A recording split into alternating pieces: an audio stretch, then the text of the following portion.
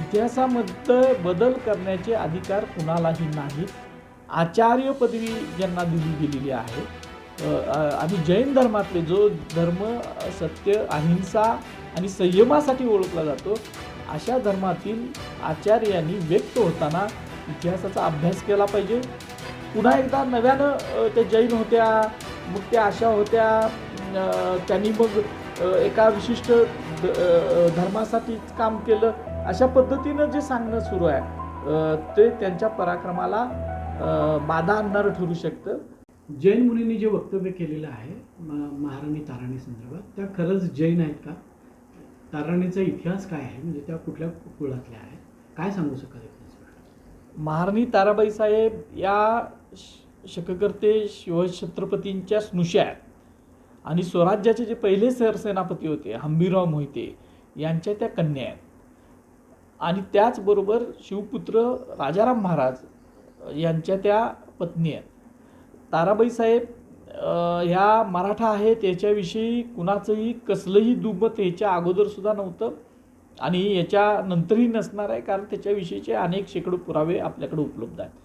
फक्त ताराबाई साहेब असतील, शिवछत्रपती असतील, संभाजी महाराज असतील, राजाराम महाराज असतील, यांनी जो महापराक्रम गाजवला आणि अशा महापराक्रमी व्यक्ती आपल्या जातीमध्ये, आपल्या धर्मामध्ये असाव्यात असं वाटणं सगळ्यांना साहजिक आहे. म्हणजे फक्त भारतातच नाही तर भारतातल्या बाहेरच्या सुद्धा लोकांना त्याच्याविषयीचं एक आकर्षण असतं.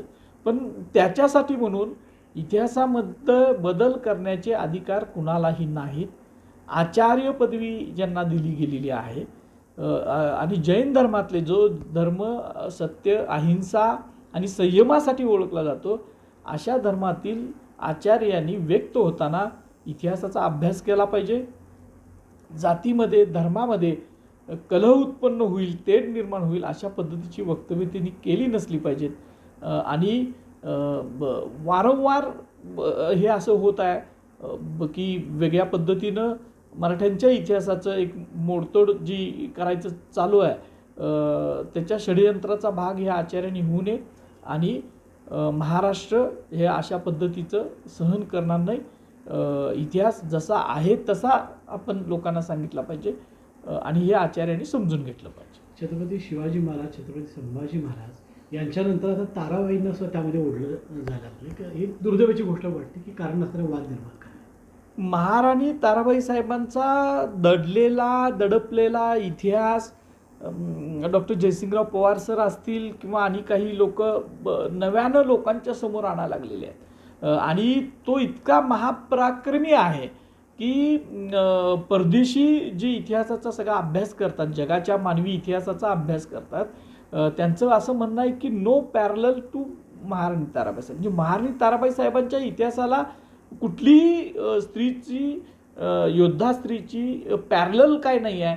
आणि अशा महापराक्रमी ताराबाई साहेबांच्याबद्दल ज्यावेळेला एका बाजूनं त्यांच्या पराक्रमाचे गौरवगीतं गायला सुरू झालेले आहेत, एका बाजूला त्यांचं संशोधनात्मक चरित्र लोकांसमोर आणायचं चाललेलं आहे आणि त्यांचं जन्माची 350वं वर्ष आज आपण साजरं करतोय, अशा वेळेला ताराबाई साहेबांच्याबद्दल चुकीची माहिती जी काही द्यायची चाललेली आहे ती, आणि हे आत्ता पहिल्यांदा होत नाही आहे, हे ह्याच्या अगोदरसुद्धा झालेलं होतं.